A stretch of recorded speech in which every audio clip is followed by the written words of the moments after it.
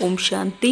ಇಂದಿನ ದಿನಾಂಕ 3/6/2022. ಮಧುರ ಮಕ್ಕಳೇ, ಇದು ಸ್ಮಶಾನ ಮತ್ತು ಸ್ವರ್ಗದ ಆಟವಾಗಿದೆ. ಈ ಸಮಯದಲ್ಲಿ ಸ್ಮಶಾನವಿದೆ, ನಂತರ ಇದೇ ಸ್ವರ್ಗವಾಗುತ್ತದೆ. ನೀವು ಈ ಸ್ಮಶಾನದೊಂದಿಗೆ ಮನಸ್ಸನ್ನಿಡಬಾರದು. ಪ್ರಶ್ನೆ: ಮನುಷ್ಯರು ಯಾವ ಒಂದು ಮಾತನ್ನು ತಿಳಿದುಕೊಂಡರೆ ಎಲ್ಲ ಸಂಶಯಗಳು ದೂರವಾಗಿ ಬಿಡುತ್ತವೆ? ಉತ್ತರ: ತಂದೆಯು ಯಾರಾಗಿದ್ದಾರೆ, ಅವರು ಹೇಗೆ ಬರುತ್ತಾರೆ, ಈ ಮಾತನ್ನು ಅರಿತುಕೊಂಡರೆ ಎಲ್ಲ ಸಂಶಯಗಳು ದೂರವಾಗಿ ಬಿಡುತ್ತವೆ. ಎಲ್ಲಿಯ ತನಕ ತಂದೆಯನ್ನು ತಿಳಿಯುವುದಿಲ್ಲ, ಅಲ್ಲಿಯ ತನಕವೂ ಸಂಶಯವು ದೂರವಾಗಲು ಸಾಧ್ಯವಿಲ್ಲ. ನಿಶ್ಚಯ ಬುದ್ಧಿಯವರಾಗುವುದರಿಂದ ವಿಜಯಮಾಲೆಯಲ್ಲಿ ಬಂದು ಬಿಡುತ್ತೀರಿ. ಆದರೆ ಒಂದೊಂದು ಮಾತಿನಲ್ಲಿ, ಸೆಕೆಂಡಿನಲ್ಲಿ ಪೂರ್ಣ ನಿಶ್ಚಯವಾಗಬೇಕು. ಗೀತೆ: ಆಕಾಶ ಸಿಂಹಾಸನವನ್ನು ಬಿಟ್ಟು ಬಾ. ಓಂ ಶಾಂತಿ. ತಂದೆಯು ಕುಳಿತು ಮಕ್ಕಳಿಗೆ ತಿಳಿಸುತ್ತಾರೆ, ಇವರು ಬೇಹದ್ದಿನ ಆತ್ಮಿಕ ತಂದೆಯಾಗಿದ್ದಾರೆ. ಆತ್ಮಗಳೆಲ್ಲರೂ ಅವಶ್ಯವಾಗಿ ರೂಪವನ್ನು ಬದಲಾಯಿಸುತ್ತಾರೆ. ನಿರಾಕಾರದಿಂದ ಸಾಕಾರದಲ್ಲಿ ಕರ್ಮಕ್ಷೇತ್ರದಲ್ಲಿ ಪಾತ್ರವನ್ನು ಅಭಿನಯಿಸಲು ಬರುತ್ತಾರೆ. ಮಕ್ಕಳು ಹೇಳುತ್ತಾರೆ, ಬಾಬಾ, ನೀವು ಸಹ ನಮ್ಮ ತರಹ ರೂಪವನ್ನು ಬದಲಾಯಿಸಿ. ಅವಶ್ಯವಾಗಿ ತಂದೆಯು ಸಾಕಾರ ರೂಪವನ್ನು ಧಾರಣೆ ಮಾಡಿಯೇ ಜ್ಞಾನವನ್ನು ಕೊಡುವರಲ್ಲವೇ? ಮನುಷ್ಯನ ರೂಪವನ್ನೇ ತೆಗೆದುಕೊಳ್ಳುತ್ತಾರೆ. ಮಕ್ಕಳು ತಿಳಿದುಕೊಂಡಿದ್ದೀರಿ, ನಾವು ನಿರಾಕಾರ ಆಗಿದ್ದೇವೆ, ನಂತರ ಸಾಕಾರಿಯಾಗುತ್ತೇವೆ. ಅದು ನಿರಾಕಾರಿ ಪ್ರಪಂಚವಾಗಿದೆ. ಇಲ್ಲಿ ತಂದೆಯೇ ಕುಳಿತು ತಿಳಿಸುತ್ತಾರೆ, ಮಕ್ಕಳೇ, ನೀವು ನಿಮ್ಮ 84 ಜನ್ಮಗಳ ಕಥೆಯನ್ನು ಅರಿತುಕೊಂಡಿಲ್ಲ. ನಾನು ಇವರಲ್ಲಿ ಬ್ರಹ್ಮ ಪ್ರವೇಶ ಮಾಡಿ ಇವರಿಗೆ ತಿಳಿಸುತ್ತಿದ್ದೇನೆ. ಇದನ್ನು ಅರಿತುಕೊಂಡಿಲ್ಲ ಅಲ್ಲವೇ? ಕೃಷ್ಣನಂತೂ ಸತ್ಯಯುಗದ ರಾಜಕುಮಾರನಾಗಿದ್ದಾರೆ. ಆದ್ದರಿಂದ ತಂದೆಯೇ ಈ ಪತಿತ ಪ್ರಪಂಚದಲ್ಲಿ ಪತಿತ ಶರೀರದಲ್ಲಿ ಬರಬೇಕಾಗುತ್ತದೆ. ಕೃಷ್ಣನು ಸುಂದರನಾಗಿದ್ದ, ನಂತರ ಹೇಗೆ ಕಪ್ಪಾದನು? ಇದನ್ನು ಯಾರೂ ತಿಳಿದುಕೊಂಡಿಲ್ಲ. ಸರ್ಪವು ಕಚ್ಚಿತೆಂದು ಹೇಳುತ್ತಾರೆ. ವಾಸ್ತವದಲ್ಲಿ ಇದು ಪಂಚವಿಕಾರಗಳ ಮಾತಾಗಿದೆ. ಕಾಮಚಿತೆಯ ಮೇಲೆ ಕುಳಿತುಕೊಳ್ಳುವುದರಿಂದ ಕಪ್ಪಾಗಿ ಬಿಡುತ್ತಾರೆ. ಕೃಷ್ಣನನ್ನು ಶ್ಯಾಮಸುಂದರ ಎಂದು ಹೇಳುತ್ತಾರೆ. ನನಗಂತೂ ನನ್ನದೇ ಆದ ಶರೀರವಿಲ್ಲ. ನಾನು ಶ್ಯಾಮ ಅಥವಾ ಸುಂದರನಾಗಲು ಹೇಗೆ ಸಾಧ್ಯ? ನಾನು ಸದಾ ಪಾವನನಾಗಿದ್ದೇನೆ. ನಾನು ಕಲ್ಪಕಲ್ಪವೂ ಸಂಗಮ ಯುಗದಲ್ಲಿಯೇ ಬರುತ್ತೇನೆ. ಯಾವಾಗ ಕಲಿಯುಗದ ಅಂತ್ಯ ಸತ್ಯಯುಗದ ಆದಿಯಾಗುತ್ತದೆ, ಆಗಲೇ ನಾನು ಬರಬೇಕಾಗುತ್ತದೆ. ನಾನೇ ಬಂದು ಸ್ವರ್ಗದ ಸ್ಥಾಪನೆ ಮಾಡಬೇಕಾಗಿದೆ. ಸತ್ಯಯುಗವು ಸುಖಧಾಮವಾಗಿದೆ, ಕಲಿಯುಗವು ದುಃಖಧಾಮವಾಗಿದೆ. ಈ ಸಮಯದಲ್ಲಿ ಎಲ್ಲ ಮನುಷ್ಯ ಮಾತ್ರರು ಪತಿತರಾಗಿದ್ದಾರೆ. ಎಲ್ಲ ಮನುಷ್ಯ ಮಾತ್ರರು ಸತ್ಯಯುಗದ ಲಕ್ಷ್ಮೀನಾರಾಯಣ ಮಹಾರಾಜ ಮಹಾರಾಣಿಯ ಆಡಳಿತವನ್ನು ಭ್ರಷ್ಟಾಚಾರಿ ಎಂದು ಹೇಳುವುದಿಲ್ಲ. ಆದರೆ ಇಲ್ಲಿ ಎಲ್ಲರೂ ಪತಿತರಾಗಿದ್ದಾರೆ. ಭಾರತವು ಸ್ವರ್ಗವಾಗಿದ್ದಾಗ ದೇವಿ ದೇವತೆಗಳ ರಾಜ್ಯವಿತ್ತು, ಒಂದೇ ಧರ್ಮವಿತ್ತು, ಸಂಪೂರ್ಣ ಪಾವನ ಶ್ರೇಷ್ಠಾಚಾರಿಗಳಾಗಿದ್ದರು. ಭ್ರಷ್ಟಾಚಾರಿಗಳು ಶ್ರೇಷ್ಠಾಚಾರಿಗಳ ಪೂಜೆ ಮಾಡುತ್ತಾರೆ.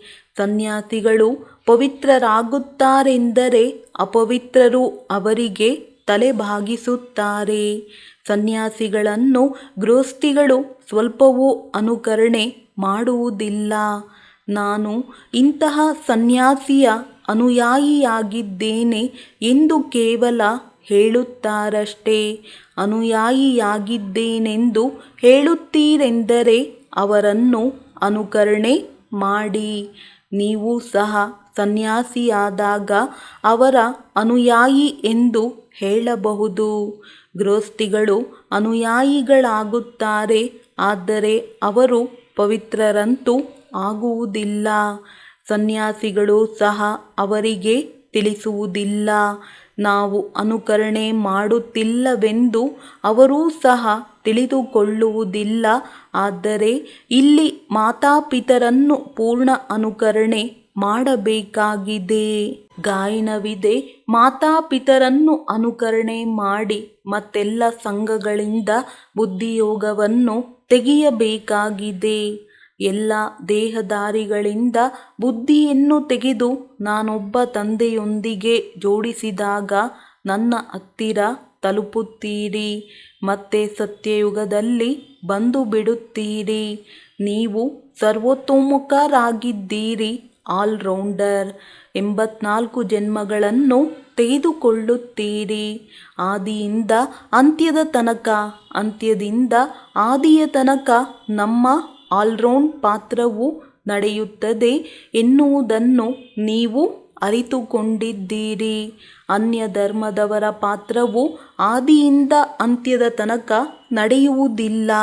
ಆದಿ ಸನಾತನ ದೇವಿ ದೇವತಾ ಧರ್ಮವು ಒಂದೇ ಆಗಿದೆ. ಮೊದಮೊದಲು ಸೂರ್ಯವಂಶೀಯರಿದ್ದರು. ಈಗ ನೀವು ಅರಿತುಕೊಂಡಿದ್ದೀರಿ, ನಾವು ಆಲ್ರೌಂಡ್ 84 ಜನ್ಮಗಳ ಚಕ್ರವನ್ನು ಸುತ್ತುತ್ತೇವೆ. ನಂತರದಲ್ಲಿ ಬರುವವರು ಆಲ್ರೌಂಡರ್ ಆಗಲು ಸಾಧ್ಯವಿಲ್ಲ. ಇದು ತಿಳುವಳಿಕೆಯ ಮಾತಾಗಿದೆ. ಇದನ್ನು ತಂದೆಯ ವಿನಃ ಯಾರೂ ತಿಳಿಸಲು ಸಾಧ್ಯವಿಲ್ಲ. ಮೊದಮೊದಲು ದೇವತಾ ಧರ್ಮವಿರುತ್ತದೆ. ಅರ್ಧಕಲ್ಪ ಸೂರ್ಯವಂಶಿ, ಅರ್ಧಕಲ್ಪ ಚಂದ್ರವಂಶಿ ರಾಜ್ಯವು ನಡೆಯುತ್ತದೆ.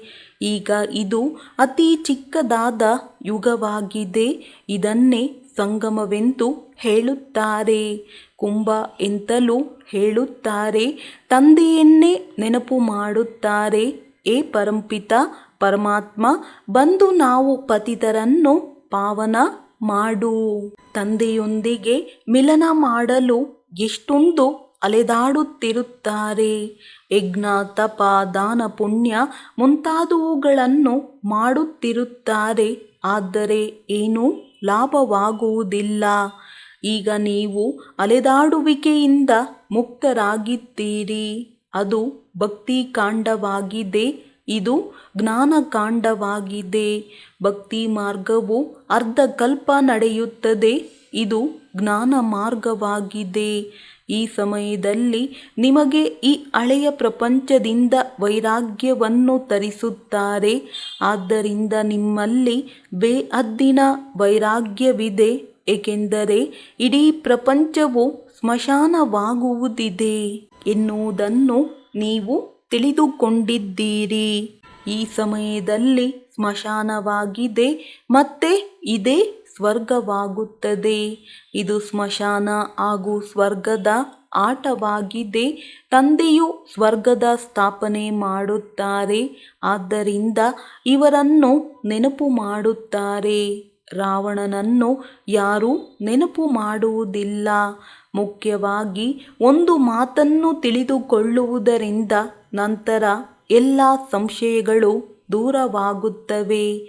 ಎಲ್ಲಿಯ ತನಕ ತಂದೆಯನ್ನು ಅರಿತುಕೊಳ್ಳುವುದಿಲ್ಲವೋ ಅಲ್ಲಿಯ ತನಕ ಸಂಶಯ ಬುದ್ಧಿಯವರಾಗಿಯೇ ಇರುತ್ತೀರಿ. ಸಂಶಯ ಬುದ್ಧಿ ವಿನಶ್ಯಂತಿ. ಅವಶ್ಯವಾಗಿ ನಾವೆಲ್ಲ ಆತ್ಮಗಳ ತಂದೆಯಾಗಿದ್ದಾರೆ. ಅವರೇ ಬೇಹದ್ದಿನ ಆಸ್ತಿಯನ್ನು ಕೊಡುತ್ತಾರೆ. ನಿಶ್ಚಯದಿಂದಲೇ ವಿಜಯಮಾಲೆಯಲ್ಲಿ ಸುತ್ತುತ್ತೀರಿ. ಒಂದೊಂದು ಅಕ್ಷರದಲ್ಲಿ ಸೆಕೆಂಡಿನಲ್ಲಿ ನಿಶ್ಚಯವಾಗಿ ಬಿಡಬೇಕು. ಬಾಬಾ ಹೇಳುತ್ತಾರೆಂದರೆ ಪೂರ್ಣ ನಿಶ್ಚಯವಾಗಬೇಕಲ್ಲವೇ? ನಿರಾಕಾರನಿಗೆ ತಂದೆ ಎಂದು ಹೇಳಲಾಗುತ್ತದೆ. ಹಾಗೆಯೇ ಗಾಂಧೀಜಿಗೆ ಬಾಪೂಜಿ ಎಂದು ಹೇಳುತ್ತಿದ್ದರು. ಆದರೆ ಇಲ್ಲಿ ವಿಶ್ವದ ಬಾಪೂಜಿ ಬೇಕಲ್ಲವೇ? ತಂದೆಯಂತೂ ವಿಶ್ವದ ಪರಂಪಿತನಾಗಿದ್ದಾರೆ. ಅವರು ವಿಶ್ವದ ಪರಂಪಿತನಾಗಿರುವುದರಿಂದ ತುಂಬ ದೊಡ್ಡವರಾದರಲ್ಲವೇ ಅವರಿಂದ ವಿಶ್ವದ ರಾಜ್ಯಭಾಗ್ಯವು ಸಿಗುತ್ತದೆ. ಬ್ರಹ್ಮರವರ ಮುಖಾಂತರ ವಿಷ್ಣುವಿನ ರಾಜ್ಯದ ಸ್ಥಾಪನೆಯಾಗುತ್ತದೆ. ನಿಮಗೆ ಗೊತ್ತಿದೆ, ನಾವೇ ವಿಶ್ವದ ಮಾಲೀಕರಾಗಿದ್ದೆವು, ನಾವೇ ದೇವಿ ದೇವತೆಗಳಾಗಿದ್ದೆವು. ನಂತರ ಚಂದ್ರವಂಶಿ, ವೈಶ್ಯವಂಶಿ, ಶೂದ್ರವಂಶಿಯವರಾದೆವು. ಈ ಎಲ್ಲ ಮಾತುಗಳನ್ನು ನೀವು ಮಕ್ಕಳೇ ಅರಿತುಕೊಳ್ಳುತ್ತೀರಿ. ತಂದೆಯೂ ಸಹ ಹೇಳುತ್ತಾರೆ, ಮಕ್ಕಳೇ, ಈ ನನ್ನ ಜ್ಞಾನ ಯಜ್ಞದಲ್ಲಿ ಅನೇಕ ವಿಘ್ನಗಳು ಬರುತ್ತವೆ. ಇದು ರುದ್ರ ಜ್ಞಾನ ಯಜ್ಞವಾಗಿದೆ. ಇದರಿಂದ ವಿನಾಶ ಜ್ವಾಲೆಯು ಪ್ರಜ್ವಲಿತವಾಗುತ್ತದೆ.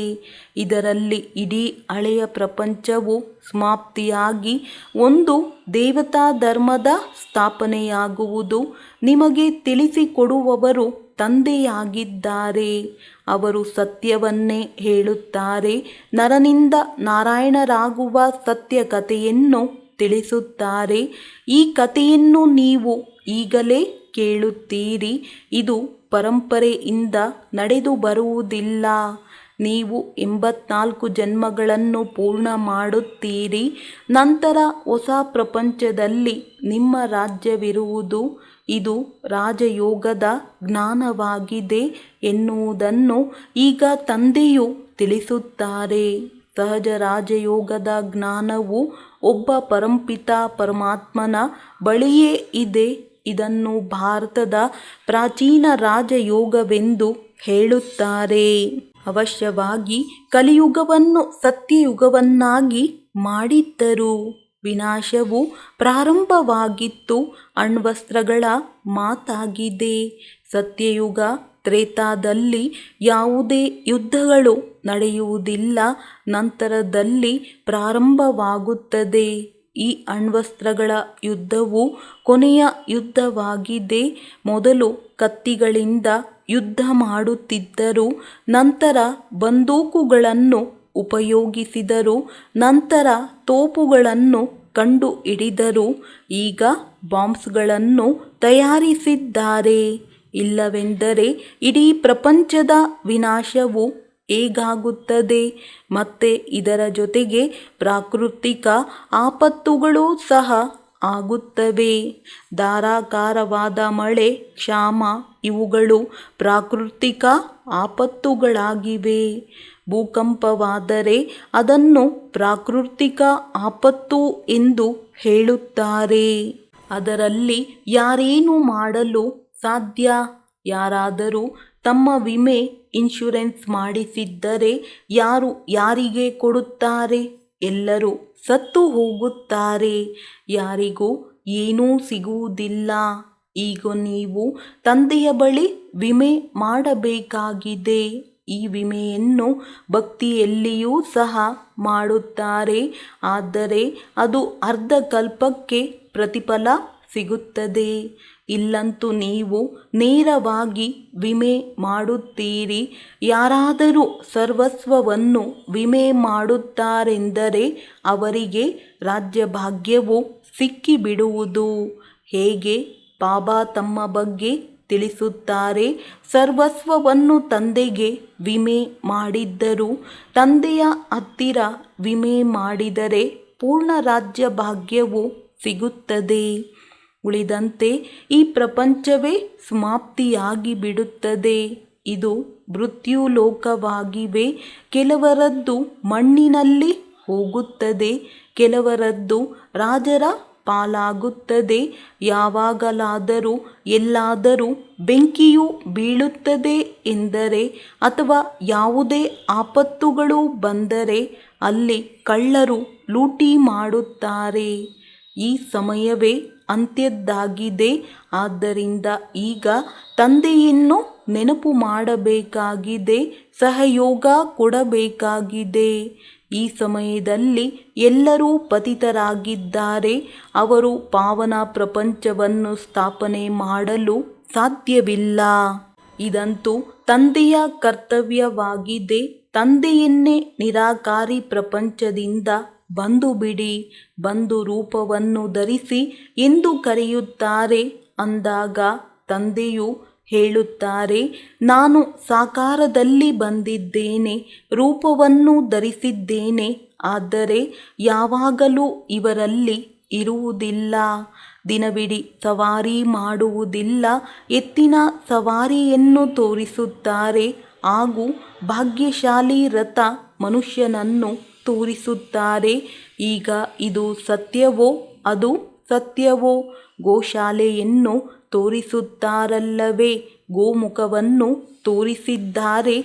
ಎತ್ತಿನ ಮೇಲೆ ಸವಾರಿ ಮತ್ತು ನಂತರ ಗೋಮುಖದಿಂದ ಜ್ಞಾನವನ್ನು ಕೊಡುತ್ತಾರೆ. ಈ ಜ್ಞಾನಾಮೃತವು ಬರುತ್ತದೆ. ಅರ್ಥವಿದೆಯಲ್ಲವೇ? ಗೋಮುಖದ ಮಂದಿರವೂ ಇದೆ. ಅನೇಕರು ಹೋಗುತ್ತಾರೆ ಮತ್ತು ಗೋವಿನ ಬಾಯಿಯಿಂದ ಅಮೃತವು ಬರುತ್ತದೆ. ಹೋಗಿ ಅದನ್ನು ಕುಡಿಯಬೇಕು ಎಂದು ತಿಳಿಯುತ್ತಾರೆ. 700 ಮೆಟ್ಟಿಲುಗಳಿವೆ. ಎಲ್ಲದಕ್ಕಿಂತ ದೊಡ್ಡ ಗೋಮುಖವು ಇದಾಗಿದೆ. ಅಮರನಾಥದಲ್ಲಿ ಎಷ್ಟೊಂದು ಪರಿಶ್ರಮ ಪಟ್ಟು ಹೋಗುತ್ತಾರೆ, ಆದರೆ ಅಲ್ಲಿ ಏನೂ ಇಲ್ಲ. ಎಲ್ಲವೂ ಸುಳ್ಳಾಗಿದೆ. ಶಂಕರನು ಪಾರ್ವತಿಗೆ ಕಥೆಯನ್ನು ಹೇಳಿದರೆಂದು ತೋರಿಸುತ್ತಾರೆ. ಈಗ ಪಾರ್ವತಿಗೆ ಕಥೆಯನ್ನು ತಿಳಿಸಲು ದುರ್ಗತಿ ಆಗಿದೆಯೇನೋ? ಮನುಷ್ಯರು ಮುಂತಾದವುಗಳನ್ನು ಕಟ್ಟಿಸುವುದರಲ್ಲಿ ಎಷ್ಟೊಂದು ಖರ್ಚು ಮಾಡುತ್ತಾರೆ. ತಂದೆಯು ಹೇಳುತ್ತಾರೆ, ಖರ್ಚು ಮಾಡುತ್ತಾ ನೀವು ಎಲ್ಲ ಹಣವನ್ನು ಕಳೆದು ಬಿಟ್ಟಿದ್ದೀರಿ. ನೀವು ಎಷ್ಟು ನಿರ್ವಿಕಾರಿಗಳಾಗಿದ್ದೀರಿ, ಈಗ ವಿಕಾರಿಗಳಾಗಿ ಬಿಟ್ಟಿದ್ದೀರಿ. ಮತ್ತೆ ನಾನು ಬಂದು ನಿರ್ವಿಕಾರಿಗಳನ್ನಾಗಿ ಮಾಡುತ್ತೇನೆ. ತಂದೆಯಿಂದ ನಾವು ಆಸ್ತಿಯನ್ನು ತೆಗೆದುಕೊಳ್ಳಲು ಬಂದಿದ್ದೇವೆ ಎನ್ನುವುದು ನಿಮಗೆ ತಿಳಿದಿದೆ. ನೀವು ಮಕ್ಕಳಿಗೆ ಆಸ್ತಿಯನ್ನು ಕೊಡುತ್ತಿದ್ದೇನೆ. ಭಾರತವು ಪರಂಪಿತ ಪರಮಾತ್ಮನ ಜನ್ಮಸ್ಥಾನವಾಗಿದೆ. ಆದ್ದರಿಂದ ಎಲ್ಲದಕ್ಕಿಂತ ದೊಡ್ಡ ತೀರ್ಥಸ್ಥಾನವಾಯಿತಲ್ಲವೇ? ಮತ್ತೆ ಸರ್ವ ಪತಿತರನ್ನು ತಂದೆಯೇ ಪಾವನರನ್ನಾಗಿ ಮಾಡುತ್ತಾರೆ. ಗೀತೆಯಲ್ಲಿ ಒಂದು ವೇಳೆ ತಂದೆಯ ಹೆಸರು ಇದ್ದಿದ್ದರೆ ಎಲ್ಲರೂ ಇಲ್ಲಿ ಬಂದು ಹೂವನ್ನು ಅರ್ಪಿಸುತ್ತಿದ್ದರು. ತಂದೆಯ ವಿನಃ ಎಲ್ಲರಿಗೂ ಸದ್ಗತಿಯನ್ನು ಯಾರು ಕೊಡಲು ಸಾಧ್ಯ? ಭಾರತವೇ ಎಲ್ಲದಕ್ಕಿಂತ ದೊಡ್ಡ ತೀರ್ಥಸ್ಥಾನವಾಗಿದೆ. ಆದರೆ ಯಾರಿಗೂ ತಿಳಿದಿಲ್ಲ. ಇಲ್ಲವೆಂದರೆ ತಂದೆಯ ಮಹಿಮೆ ಹೇಗೆ ಅಪರಂಪಾರವಾಗಿದೆಯೋ ಹಾಗೆಯೇ ಭಾರತದ ಮಹಿಮೆಯು ಅಪರಂಪಾರವಾಗಿದೆ. ಭಾರತವೇ ಸ್ವರ್ಗ ಹಾಗೂ ನರಕವಾಗುತ್ತದೆ. ಸ್ವರ್ಗದ ಮಹಿಮೆಯು ಅಪರಂಪಾರವಾಗಿದೆ. ಅಪರಂಪಾರ ನಿಂದನೆಯನ್ನು ನರಕಕ್ಕೆ ಮಾಡುತ್ತಾರೆ. ನೀವು ಮಕ್ಕಳು ಸತ್ಯಖಂಡದ ಮಾಲೀಕರಾಗುತ್ತೀರಿ. ಇಲ್ಲಿ ತಂದೆಯಿಂದ ಬೇಹದ್ದಿನ ಆಸ್ತಿಯನ್ನು ತೆಗೆದುಕೊಳ್ಳಲು ಬಂದಿದ್ದೀರಿ. ತಂದೆಯು ಹೇಳುತ್ತಾರೆ, ಮನ್ಮನಾಭವ ಮತ್ತೆಲ್ಲದರಿಂದ ಬುದ್ಧಿಯೋಗವನ್ನು ತೆಗೆದು ನನ್ನೊಬ್ಬನನ್ನು ನೆನಪು ಮಾಡಿ.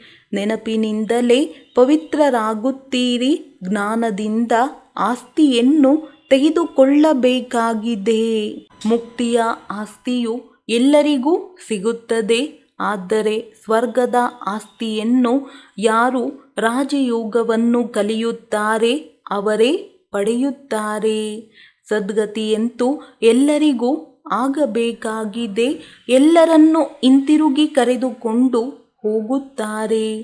ತಂದೆಯು ಹೇಳುತ್ತಾರೆ, ನಾನು ಕಾಲರ ಕಾಲನಾಗಿದ್ದೇನೆ. ಮಹಾಕಾಲನ ಮಂದಿರವೂ ಇದೆ.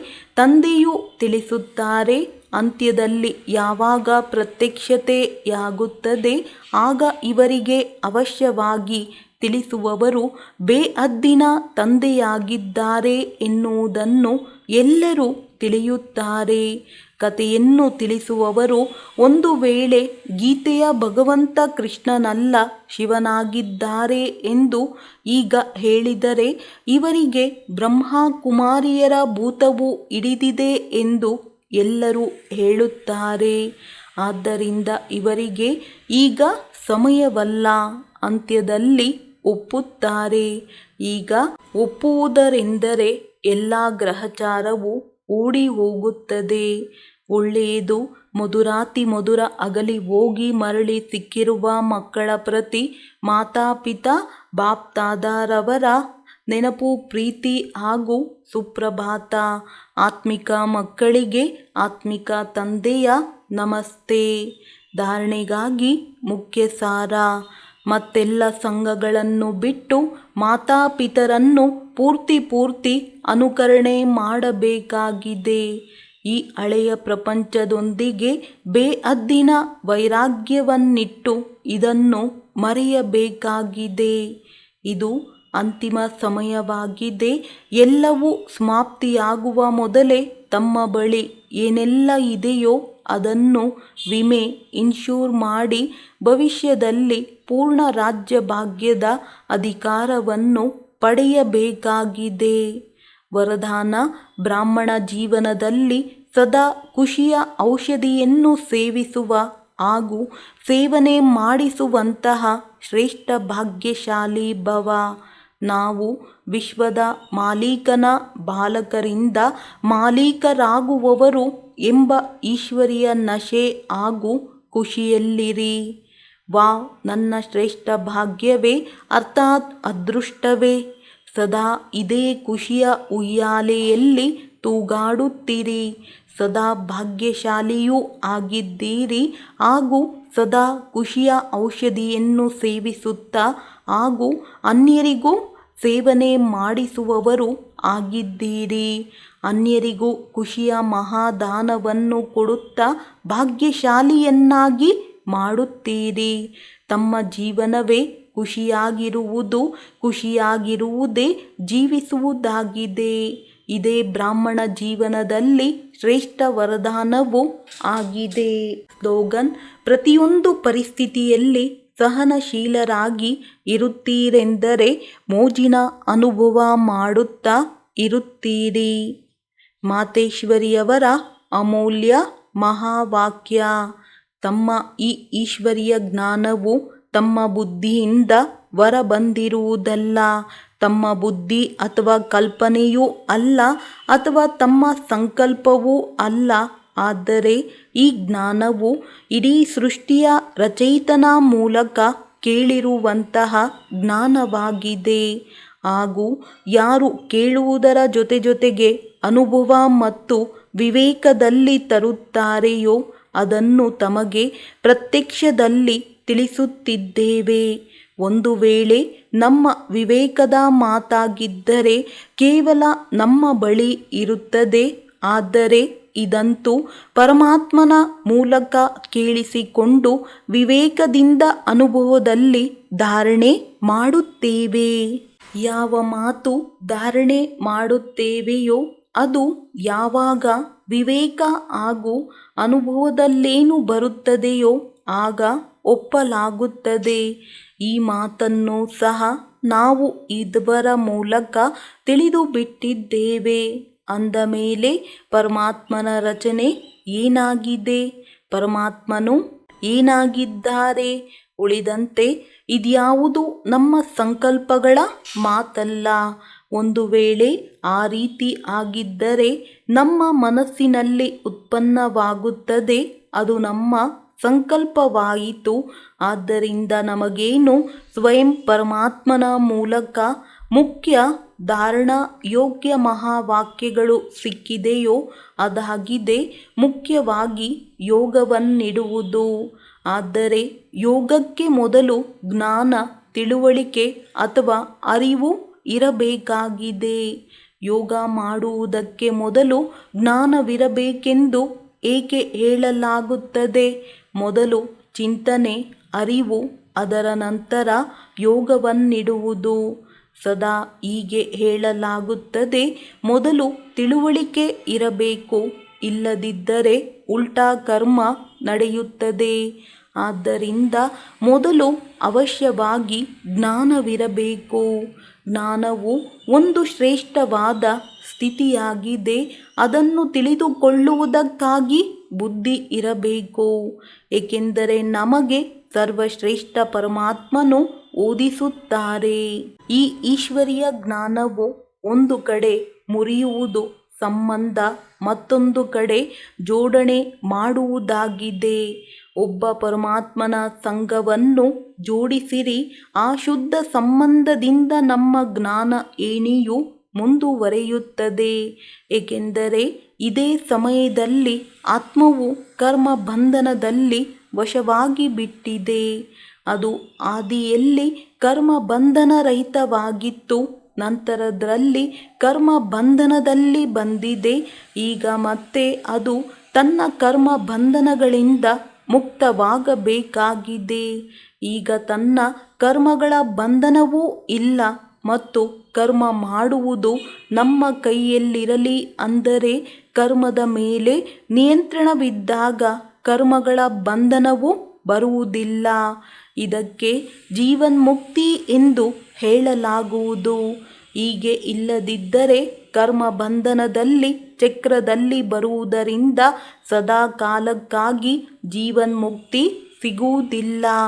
ಈಗಂತೂ ಆತ್ಮನಿಂದ ಶಕ್ತಿಯು ಹೊರಟು ಹೋಗಿದೆ ಮತ್ತು ಅದರ ನಿಯಂತ್ರಣವಿಲ್ಲದೆ ಕರ್ಮ ನಡೆಯುತ್ತಿದೆ. ಆದರೆ ಕರ್ಮವು ಆತ್ಮನಿಂದ ಆಗಬೇಕು ಮತ್ತು ಆತ್ಮದಲ್ಲಿ ಶಕ್ತಿಯು ಬರಬೇಕಾಗಿದೆ ಮತ್ತು ಕರ್ಮವು ಇಂತಹ ಸ್ಥಿತಿಯಲ್ಲಿ ಬರಬೇಕಾಗಿದೆ. ಆ ಕರ್ಮವು ಬಂಧನದಲ್ಲಿರಬಾರದು. ಇಲ್ಲದಿದ್ದರೆ ಮನುಷ್ಯನು ದುಃಖ ಸುಖದ ಬಂಧನದಲ್ಲಿ ಬಂದು ಬಿಡುತ್ತದೆ. ಏಕೆಂದರೆ ಅವರನ್ನು ಕರ್ಮವು ಸೆಳೆಯುತ್ತಿರುತ್ತದೆ. ಆತ್ಮನಲ್ಲಿ ಅಂತಹ ಶಕ್ತಿಯೂ ಬರುತ್ತದೆ, ಯಾವುದರಿಂದ ಕರ್ಮಗಳ ಬಂಧನವಾಗುವುದಿಲ್ಲ. ಇದು ಫಲಿತಾಂಶವಾಗಿದೆ. ಈ ಮಾತುಗಳನ್ನು ಧಾರಣೆ ಮಾಡುವುದರಿಂದ ಸಹಜವಾಗಿ ಬಿಡುತ್ತದೆ. ಈ ಶಾಲೆಯ ಲಕ್ಷ್ಯವೂ ಇದೇ ಆಗಿದೆ. ಉಳಿದಂತೆ ತಮ್ಮನ್ನು ಯಾವುದೇ ವೇದಶಾಸ್ತ್ರಗಳ ಪಠಣ ಮಾಡಿ ಡಿಗ್ರಿಯನ್ನು ಪಡೆಯಬೇಕಾಗಿರುವುದಿಲ್ಲ. ಆದರೆ ಈ ಈಶ್ವರೀಯ ಜ್ಞಾನದಿಂದ ತಾವು ತಮ್ಮ ಜೀವನವನ್ನು ರೂಪಿಸಿಕೊಳ್ಳಬೇಕಾಗಿದೆ. ಅದಕ್ಕಾಗಿ ಈಶ್ವರನಿಂದ ಆ ಶಕ್ತಿಯನ್ನು ಪಡೆಯಬೇಕಾಗಿದೆ. ಒಳ್ಳೆಯದು. ಓಂ ಶಾಂತಿ.